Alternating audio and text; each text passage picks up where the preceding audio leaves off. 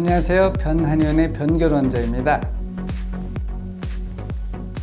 만성피로증후군은 처음으로 1988년 미국에서 제안되었고 원인 질환 없이 임상적으로 설명되지 않는 피로가 6개월 이상 지속적 또는 반복적으로 나타나서 일상생활에 심각한 장애를 받는 상태를 만성피로증후군이라고 말합니다. 내원한 환자 중에 어느 부부는 남편이 은퇴한 후에 여행과 골프 등 오랜만에 즐거운 여가 생활을 하다가 부인이 만성피로 때문에 1년 이상을 병의원을 전전하다가 저를 만났는데요. 그런데 원인이 없이 피로감이 생길 수 있을까요? 여러분, 코를 비틀어서 코피가 나온다면 코피를 닦아주는 것이 해결책일까요? 아니면 코를 비트는 손을 치워야 코피가 나지 않을까요? 모든 질환이 그렇듯이 원인을 찾아야 치료가 되고 원인을 모른 채 좋다는 식품이나 영양제만을 먹어서는 좋았다 나쁘다를 반복하게 되는 것입니다. 예를 들어 설명한다면 예전에는 허리에서 다리까지 당기면 좌골신경통이다 이런 진단을 내렸습니다. 그 이유는 좌골신경이 허리에서 다리까지 쭉 내려가 있기 때문에 그런 진단을 내렸죠. 그런데 MRI라는 진단기기가 등장하면서 좌골신경통이라는 병명은 아예 없어져 버렸습니다. 이와 같이 의과학이 발달되면서 원인 모를 병이라는 질병들의 원인이 밝혀지고 있습니다. 그래서 이 시간에는 만성피로의 원인은 과연 무엇인지에 대해서 알아보겠습니다. 우리가 만성피로에 도움이 된다는 영양제 광고를 보면 간 때문이야, 간 때문이야 라고 노래를 부릅니다. 간은 해독기관이기 때문에 간 기능이 좋아지게 되면 해독이 잘 되기 때문에 피로감이 현저히 없어지게 됩니다.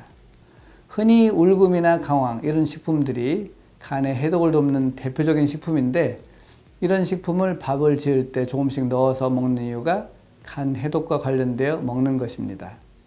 그러므로 간만 좋아지면 피로감이 없어진다는 말인데 약간의 피로감이 있는 경우에는 도움이 됩니다만 피로감이 3개월 이상 지속된다면 근본적인 원인을 찾아서 치료해야만 합니다. 원인은 바로 매일 먹는 음식에 있습니다. 우리가 음식을 먹는 목적은 에너지가 되기 위해서 먹는 것인데 이 과정을 대사라고 합니다. 이 대사 과정에 문제가 생기게 되면 염증이 많아지게 되면서 아무리 울금, 비타민을 먹어도 피로감이 좋아지지 않게 됩니다.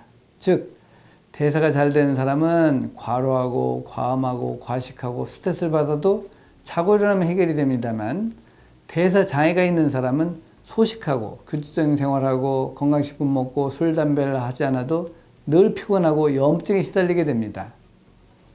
그러므로 대사 과정에 문제가 있는지 없는지를 검사하는 것이 가장 중요합니다. 우리가 섭취하는 음식은 위장으로 들어가서 여러 가지 소화효소가 합쳐진 것이 십이지장을 거쳐 소장으로 가게 되고 소장에서는 이 음식물을 잘게 부수게 됩니다. 소화효소로 반죽된 음식을 소장에서 균에 의해 잘게 분해하여 영양분이 소장벽에 있는 육모와 육모 사이에 있는 장벽을 통하여 흡수되어 혈관으로 이동하게 됩니다. 이 과정에서 유전적으로 소장이 좋지 않은 경우에는 소장벽이 느슨해지면서 느슨한 장벽을 통하여 바이러스나 우유에 있는 카제인 단백질과 밀가루에 있는 글루텐 단백질이 혈관으로 들어가게 되고 결국 오염된 피가 혈관을 통하여 간 문맥으로 가기 때문에 간에선 오염된 피를 거르느라 부하가 걸리게 됩니다. 그러므로 간의 문제가 아니라 느슨해진 장벽을 통해 들어가는 유해물질이 만성피로의 원인이 되는 것입니다. 많은 의료인들이 만성피로증후군은 아직 원인이 밝혀지지 않았습니다 라고 말하는데 결국 소장에서 깨끗한 혈액이 간으로 가면 피로감이 없어지지만 그렇지 않고 더러운 피가 간으로 간다면 피로감은 없어지지 않기 때문에 소장이 좋은지 나쁜지를 검사하여 소장의 상태를 아는 것이 만성피로를 치료하는 데 있어서 가장 중요합니다. 우리가 매일 먹는 음식이 얼마나 중요한지 잘 아시겠죠? 그래서 예로부터는 우리 조상들은 식이약이 먹는 것이 곧 약이다. 식약동원, 음식과 약은 모두 근본이 같다라는 말을 하여 먹는 것이 중요하다는 말씀을 하셨습니다. 불행하게도 한국인의 40%가 우유에 있는 카제인 단백질과 밀가루에 있는 글루텐 단백질을 분해하는 효소가 없기 때문에 내가 장에서 우유와 밀가루를 분해하는 효소가 있는지 없는지를 검사하는 것이 가장 중요합니다. 검사 방법은 왜 아프지 3편에 이미 말씀드렸으니 참고 바랍니다.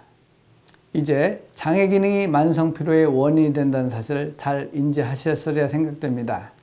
장 기능 검사 후에 내가 후성 유전이 되어 우유와 밀가루에 있는 분해 요소가 있는지 없는지를 꼭 확인하시고 만성 피로에서 탈출하기 바랍니다. 감사합니다.